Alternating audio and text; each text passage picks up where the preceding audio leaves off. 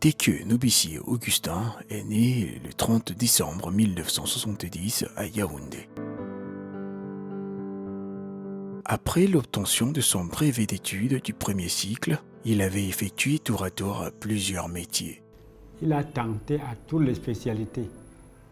Il a fait l'élevage, il a fait l'agriculture, il a fait le restaurant.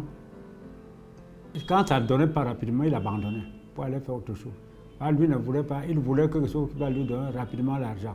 Zeus nous disait tout le temps, je vais devenir riche. C'était son motto, je vais devenir riche. Quel que soit ce que Zeus faisait, le problème qu'il avait quand il était beaucoup plus jeune, c'était la persévérance. Quand il commence, Zeus a attaqué tous les domaines. Je ne sais pas quel domaine il n'a pas attaqué, mais il n'arrivait pas à persévérer parce qu'il voulait devenir riche très rapidement. Cette soif de devenir riche qui a bercé toute son enfance, un désir ardent de réussir qui a fini par le conduire sur le sentier de l'entrepreneuriat. Ça fait pratiquement 36 ans aujourd'hui. On s'est rencontrés dans le cadre scolaire. On se retrouvait en 6e au CS de Mwaikele. Tout de suite, on a sympathisé ensemble. Il s'était positionné comme un grand frère pour moi, un grand frère protecteur. C'est quelqu'un qui était, comment dire, qui avait le sens aigu des affaires.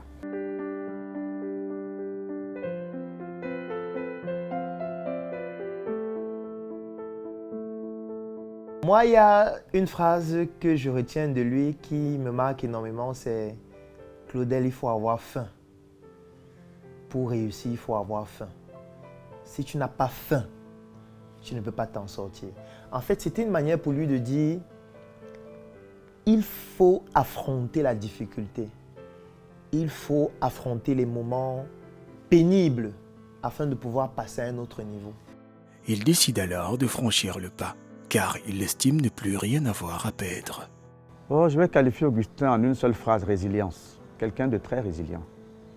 Augustin a passé toute sa vie à bagarrer. Il s'est battu. Je ne suis pas sûr qu'Augustin ait pu faire une semaine de repos depuis qu'il a commencé à se battre.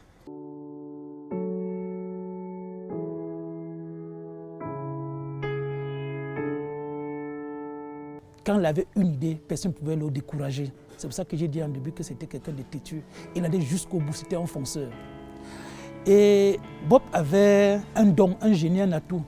Je vais vous raconter une petite anecdote par rapport à ça. Chaque fois, il me disait que vraiment, mon ami Bonjao, je ne sais pas.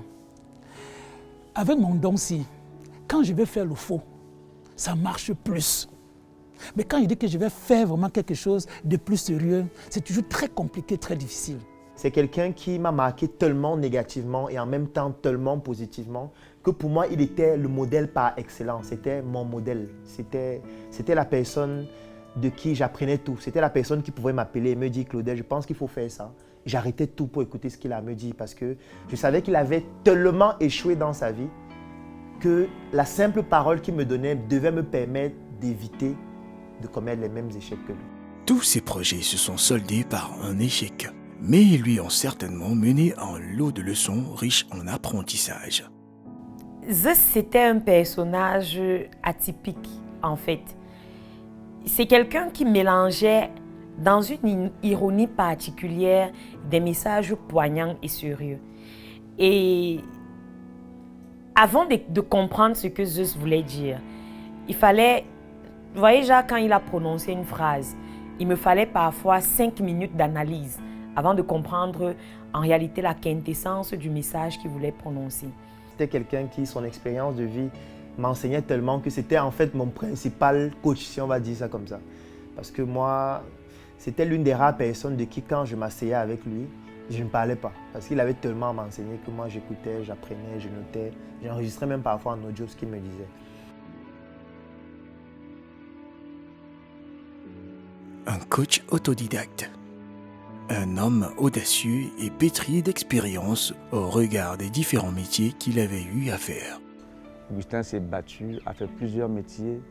Et à un moment donné, il s'est même rapproché de moi. C'était à un moment donné, nous avons travaillé ensemble au sein de mon entreprise. Et un matin, paf, il dit « Ok, je vais à Douala ». Il dit « Fais quoi à Douala ?» Il dit « Non, il faut que je m'installe à Douala, Yaoundé, c'est pas bon ». Finalement, il est parti s'installer à Douala comme pour faire l'immobilier, c'est-à-dire intermédiaire, agent immobilier. C'est là où il m'a dit, papa, comme j'ai tout tenté, c'est ici que je veux évoluer. Je n'étais pas d'accord. Je disais non, attends. On a une activité qui marche très bien dans les travaux publics, pourquoi tu vas à Douala? Ça va décoller là dans les mois qui suivent, on vient d'avoir un marché très important. Il m'a dit non. Et à ce moment donné, au sein de mon entreprise, on prenait de l'envol, on était bien installés, ça marchait très bien et on pensait que bon, ensemble on pouvait développer des choses ensemble. Il me dit non, je vais choisir mon chemin, je prends ma route, je vais à Douala. Il avait choisi son chemin, ayant en tête un objectif précis. Devenir un professionnel dans le domaine de l'immobilier, même si beaucoup de choses restent encore à faire. Nous étions très liés sur le plan professionnel. C'est pour ça qu'aujourd'hui, même d'ailleurs, très peu de personnes réalisent que c'était mon frère réellement. Parce qu'il y a des personnes qui se disent que c'était juste un collaborateur, c'était un ami. Ils ne savent pas que c'était mon grand frère, même père, même mère. Moi, je le découvre sur le plan purement professionnel. Il y a de cela pratiquement 5 ans. Je voyais ses plateformes en ligne. Il avait une chaîne YouTube où il postait de temps en temps des vidéos de terrain, où il postait des images des terrains, ses matchs et tout. Et un jour, donc, je l'ai contacté pour lui dire « Moi, je vois ce que tu fais en ligne et je trouve que c'est intéressant, mais on peut faire mieux que ça. » Grâce à ce soutien opportun qui avait été un déclic d'une nouvelle vision, il avait enchaîné quelques formations dans le domaine de l'immobilier, une bonne stratégie de marketing pour augmenter sa visibilité afin de mieux se faire connaître. Et à un moment donné, comme mon grand frère Sylvain se rendait compte que Zeus était dans une précarité extrême, il a donc décidé de recruter Zeus dans son entreprise pour que Zeus gère les finances. Donc quand il faisait ses chantiers, il gagnait des marchés de construction, etc. C'est juste Zeus qui gérait les finances. Et un jour, Zeus s'est barré avec près de 10 millions. On s'est même énervé parce qu'il a dû prélever son fonds de départ dans les caisses d'entreprise pour s'installer à Douala. Je me suis fâché un peu. Mais après, je me suis dit, mais tiens, il avait raison parce que 1 an, 2 ans après, Augustin a décollé, il a mis en place quelque chose de solide. Il s'est installé dans un métier qu'il ne connaissait pas, il a pris le temps d'apprendre.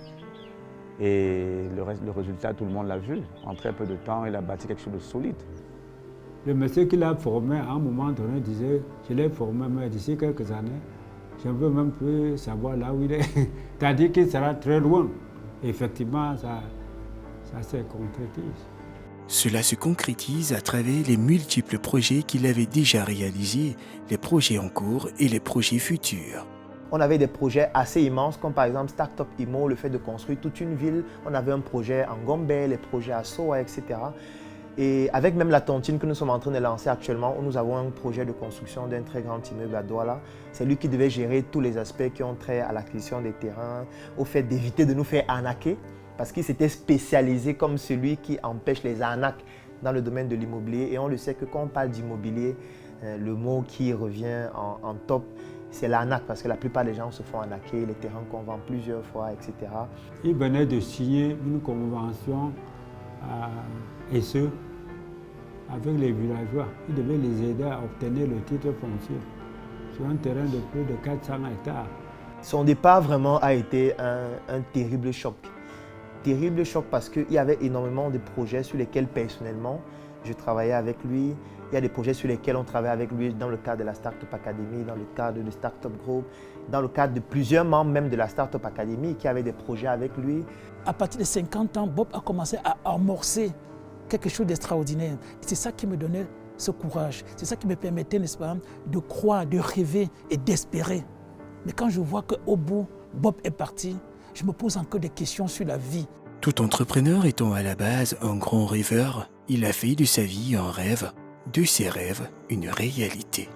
Son but n'était seulement pas de rêver, mais de rester cohérent avec la réalisation de ses espoirs.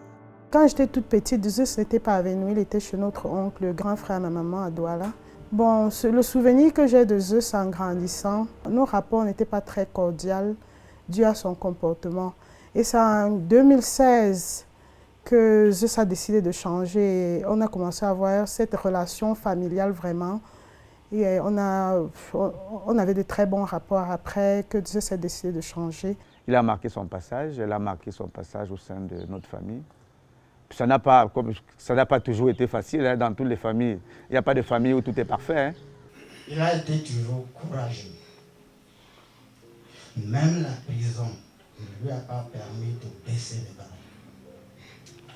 Alors, c'est au moment où il doit cueillir les fruits de ce combat qui passe l'arme à gauche. Zeus a commis tellement de gaffes dans ma famille. Quand parle de famille, c'est famille nucléaire, et même il a agi aussi, au point où tout le monde le détestait, y compris moi. Ça veut dire quand il arrivait à la maison, je disais, il est encore venu faire quoi? Il est encore venu escroquer les parents. Il est encore venu faire en sorte que ma mère pleure. J'ai vécu l'une des plus douloureuses expériences de ma vie avec Zeus parce que Zeus, c'est quelqu'un qui a fait la prison plusieurs fois. Et dans mon livre « Un médecin atypique », je parle d'un épisode où je suis allé en Koningui rencontrer quelqu'un et j'ai même failli être enfermé là-bas parce que j'étais entré sans badge. Je ne savais pas qu'il y avait des nouveaux badges. Donc j'étais allé lui donner de la nourriture. Et puis en sortant, on demandait les badges. Moi, il n'y avait pas de badge. Et puis ils ont commencé à dire non, ça veut dire que tu veux t'évader, etc. Je raconte ça dans le livre « Un médecin atypique », mais je ne donne pas les noms. En réalité, la personne dont je parlais, c'était Zeus.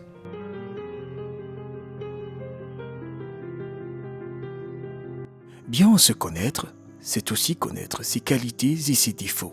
Transformer ses qualités en défauts n'est jamais simple. Ses qualités, il n'aurait pas manqué de les montrer tout au long de ces dernières années. Il a lutté dur pour faire croître ses qualités. À un certain moment, quand on marchait ensemble, tout le temps, il fallait toujours qu'il dise attends un peu pour prendre d'autres ruelles, pour contourner, parce que pratiquement dans tous les recoins, il avait eu à faire des affaires foireuses avec des gens. Il parlait de son passé, c'était pas pour lui une honte, c'était un moyen pour lui, il voulait faire comprendre aux autres que c'est possible de changer. À tout moment, il n'est jamais trop tard et c'est ce que j'aimais vraiment en Zeus. Chaque fois que j'avais besoin d'un conseil, et j'aimais bien à le dire, au lieu d'aller dans un livre, lire un livre toute une journée, j'avais juste besoin de prendre mon téléphone, de lancer un appel, de discuter pendant 20 minutes. C'était quelqu'un de très ouvert, de discuter pendant 20 minutes avec Zeus. Et puis, même si tu n'avais pas la solution, au moins tu commençais à voir ce que tu pouvais faire pour apporter un semblant de solution aux problèmes que tu rencontrais. Et c'est quelqu'un qui se plaignait très peu, très très peu. Même quand la maladie a commencé à le ronger, c'était difficile qu'il se plaigne pour dire que ça ne va pas, mais il faisait des efforts pour montrer que ça va aller, ça va aller. Pour faire preuve d'abnégation, il fallait avant tout qu'il se sacrifie. Dans la douleur et la maladie, il est resté fort. La recherche d'un juste milieu et d'un ajustement en fonction des situations rencontrées au cours de sa vie professionnelle. Zeus est tombé malade pendant qu'il faisait son anniversaire et l'inauguration de sa maison. Et il était souffrant, nous étions tous à Douala. Il m'a envoyé même d'abord une photo où il était couché, il ne savait pas si vraiment il devait pouvoir mener l'inauguration et son anniversaire de manière optimale. Je me rappelle encore très bien de ce jour-là. Il me contacte la veille parce qu'il voulait se rassurer que je devais être là et tout. Et il me fait savoir qu'il ne se sent pas bien. Mais il nous a dit bon, il ira à l'hôpital juste après l'événement. Et juste après l'événement, bien entendu, il est allé à l'hôpital. Et à l'hôpital, au départ, il a été hospitalisé à Marie-Haut, pour 2 jours, je pense. Après, il est rentré à la maison. Et par la suite, il est reparti à l'hôpital, cette fois-là, à Marie-Haut toujours, où on l'a mis sous oxygène. Alors, on nous a dit qu'il est venu à l'hôpital un peu tard, parce que s'il était venu à l'hôpital un peu plus tôt, on aurait pu rattraper. Il paraît qu'il toussait beaucoup. Et il toussait beaucoup depuis plusieurs mois et il n'est pas allé se faire consulter. Donc la maladie a empiré, il n'est allé à l'hôpital que quand ça avait déjà atteint un niveau assez élevé. Sa maladie avait empiré sans aucun doute, mais cela ne laissait présager une fin aussi fatale pour ce combattant qu'il était. Au départ, on pensait à la Covid-19. Après, on a fait beaucoup de tests qui sont révélés négatifs. Donc, on a investigué de façon beaucoup plus approfondie avec un scanner qui a révélé que voilà, il avait des poumons qui étaient atteints à plus de 80%. Il faut noter quand même qu'il avait des antécédents de diabète. C'était un diabétique de type 2. Et on s'est donc retrouvé dans une situation où il avait donc une infection pulmonaire qui était assez grave. Avant que je ne descende à Douala, comme ça n'évoluait pas dans la clinique, ses frères et ses sœurs, surtout Yvette qui est aux États-Unis, qui est dans le domaine de la médecine, il avait mis les médecins suivants, le médecin qui le suivait, en contact avec d'autres pneumologues aux États-Unis. Donc, il y avait des contacts, ils se concertaient. Jusqu'à ce qu'Augustin décède, il parlait, hein, il n'avait pas... Quelques minutes avant son décès, il me disait encore, bon, il y a le médicament qu'on dit là, il y a une pharmacie à Douala de nuit, tu vas aller chercher. La pharmacie de Douala ne ferme pas, Sylvain, il faut courir là-bas chercher les médicaments. Il a été résilient pendant la maladie, il s'est battu jusqu'à la dernière minute. J'étais en communication directe avec mon grand frère Sylvain, qui était à son chevet pendant environ 12 jours. Donc, il m'envoyait ses données, ses paramètres au fur et à mesure qu'il y avait un changement. Et il avait filmé l'écran et il me l'a envoyé et j'ai dit, ça c'est la fin, appelle le docteur, ça ne va pas, tous ces paramètres sont mauvais. Et je lui ai dit, tout ce qui reste à faire c'est de prier ou alors demander à ce qu'on fasse une intubation. Et Sylvain est allé voir le médecin. J'ai dit à mes collègues, on va m'annoncer d'un moment à l'autre que mon frère est mort. Et justement, quelques minutes plus tard, j'attendais, j'avais le téléphone près de moi. Sylvain me rappelle et dit, il est allé rejoindre maman. La mort venait de frapper. Zeus était parti aussi brutalement, sans dire au revoir. Augustin rend l'âme le 16 janvier. Aux environs entre 1 et 2 heures du matin. C'est-à-dire pendant que le médecin est à son chevet, le médecin me dit, écoute, il avait un problème, il n'arrivait plus à respirer en fait. Il dit, mais Sylvain, l'air là, l'oxygène là ne marche pas. Les médecins ont tout fait, on est allé augmenter l'air, on a tout fait, mais il disait toujours qu'il ne ressent pas cet air là. Sylvain, je ne ressens pas l'air qui arrive là. Pourquoi on n'augmente pas? Est-ce qu'on ne peut pas aller chercher l'air ailleurs? Est-ce que c'est de l'argent qui manque? Donc voilà ce qu'il disait, il a dit dans les derniers moments, il disait qu'il fallait l'air. On ne s'y attendait pas. On aurait voulu bénéficier davantage de sa sagesse, de son expérience, mais hélas, il y a des choses qu'on ne peut pas contrôler, il y a des choses qui ne dépendent pas de nous. La vie c'est un voyage. Nous sommes tous embarqués dans ce bateau qu'est la vie, et un jour, nous allons quitter le navire. Donc, Augustin, tu as marqué ton passage, tu m'as ému de la plus belle des manières et aujourd'hui que tu t'en vas, je suis fier d'avoir eu un petit frère de ton calibre parce que tu m'as apporté énormément de satisfaction. Nous sommes dans une société africaine où nous pratiquons une certaine spiritualité liée à notre culture qui fait que lorsque ceux qui viennent avant nous vont avant nous, nous avons le devoir de continuer ce qu'il faisait. Donc moi, j'ai beaucoup appris de lui et je sais que d'où il est, il veut qu'on continue ce qu'il faisait. Et c'est ce que nous sommes en train d'essayer de faire, tant mieux que nous le pouvons. Il est mort le 16 dimanche, le 16 janvier. Sa mère était morte dimanche, le 16 février. Donc cette coïncidence, je peux dire, il est avec sa mère. Je leur demande de nous soutenir, que je vais rester faire ce que je peux à mon niveau. Je croyais que c'est lui qui devait m'enterrer avec ses relations. Mais maintenant, comme c'est moi qui l'enterre et que c'est la loi du monde, on ne peut pas diverger. Une loi du monde, la mort. L'homme ne vient pas sur terre pour y rester éternellement et toute personne ne meurt qu'avec l'autorisation de son Créateur. Laisser son empreinte sur terre est fondamental. Zeus est parti de l'obscurité à la lumière. Pour moi, c'est le plus beau message que Zeus nous ait pu laisser à l'humanité entière. C'est un exemple. Zeus est devenu un exemple pour moi, pour la jeunesse. Et pour moi-même, pourquoi pas. Il m'a appris de ne jamais baisser les bras, de continuer à lutter. Zeus a bâti un empire, que je peux le dire ainsi. Dans notre famille, nous avons eu des cas comme le Zeus qui sont partis sans rien nous laisser. Jusqu'aujourd'hui, on se pose la question comment ils sont partis sans rien nous laisser. Mais Zeus nous a laissé une famille, un enfant. Je vais puiser pour le restant de ma vie beaucoup dans ta capacité à résilience et ta capacité à apprendre. Vous savez, un monsieur qui, après 40 ans, dans les 45 ans, décide d'apprendre, ce n'est pas donné.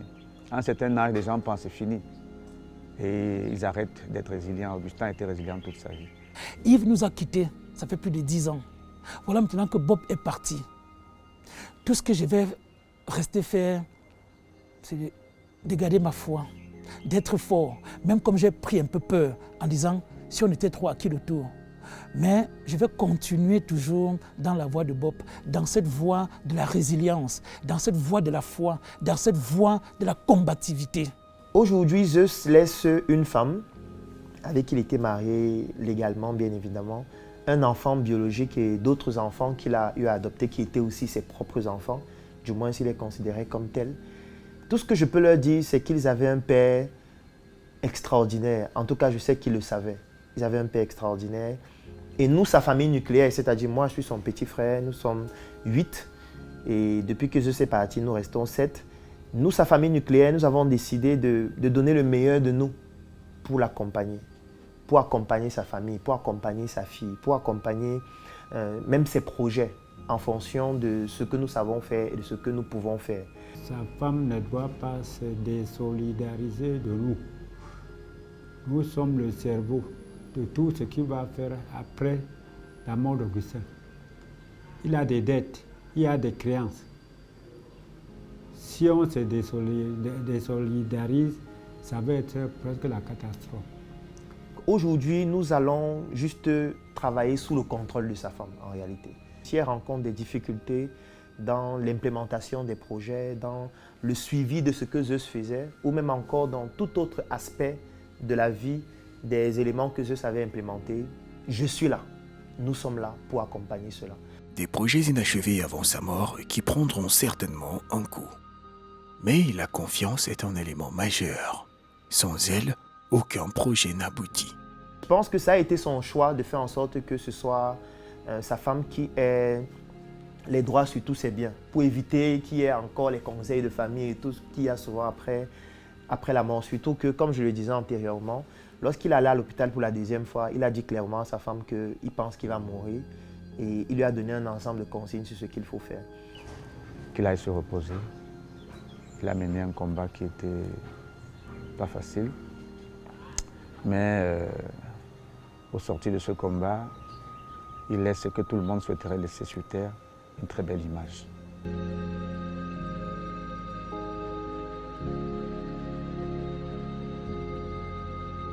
Tu es venu, tu nous as tourmenté un moment, mais tu nous as aussi donné beaucoup de joie. Tu étais une source d'inspiration et tu étais plein de vie, plein de joie. Et c'est quelqu'un qui était aussi très, très généreux, extrêmement généreux.